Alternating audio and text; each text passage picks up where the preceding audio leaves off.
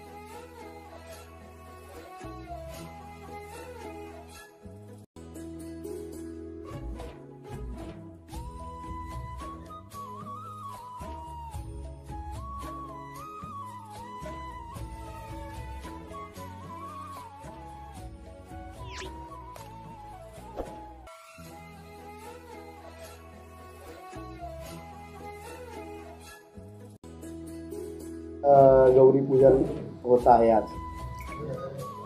आज खूप आनंदाचा दिवस आहे। गणेशोत्सवाचे दिवस चालू आहे। आज गौरीचं आमच्याकडे काल आगमन झालं आहे।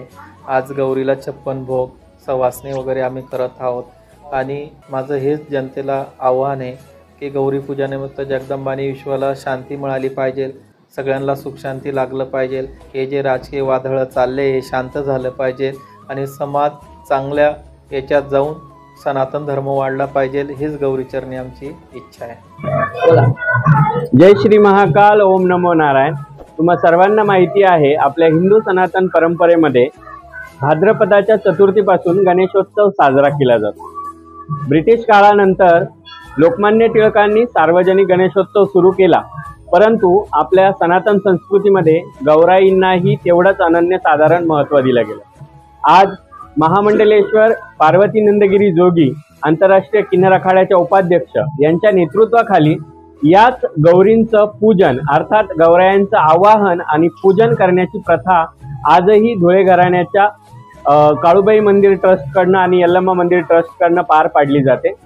या गौराईंचं महत्त्व असं आहे की भगवान श्री गणेशांच्या माता पार्वती आणि त्यासोबतच त्यांची दुसरी माता म्हणजेच माता गंगा, म्हणून त्या गंगा आणि पार्वती या दोघींना आई स्वरूपामध्ये गणेशोत्सवामध्ये गौराई स्वरूपामध्ये पूजलं जातं।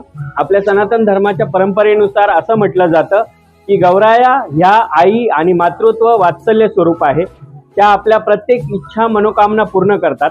अशाच नवसाला पावणाऱ्या ख्याती असलेल्या सुप्रसिद्ध गौराया म्हणजे धुळ्यातील महामंडलेश्वर पार्वती नंदगिरी यांच्या घरच्या गौराया आपण पाहू शकताय। या गौरायांकडे मागितलेला नवस, या गौरायांना मागितलेली इच्छा मनोकामना त्या पूर्ण करतात। मनोभावे सेवा करून संपूर्ण धुळेकर परिवार हा महामंडलेश्वर पार्वती नंदगिरीजी जोगी यांच्या नेतृत्वाखाली सुंदर अशा पद्धतीने हा सण साजरा करतो। तुम्हीही नक्की धुळ्याच्या काळूबाई मंदिराला आणि यल्लम्मा मंदिराला भेट देऊन हा गौराईंचा सोहळा पाहू शकता आणि तुमच्या मनोकामना इच्छा पूर्ण करू शकता। जय श्री महाकाल, ओम नमो। रोजच्या ताज्या घडामोडींसाठी आवाज टीव्हीला सबस्क्राईब करा आणि बेल आयकॉन प्रेस करा।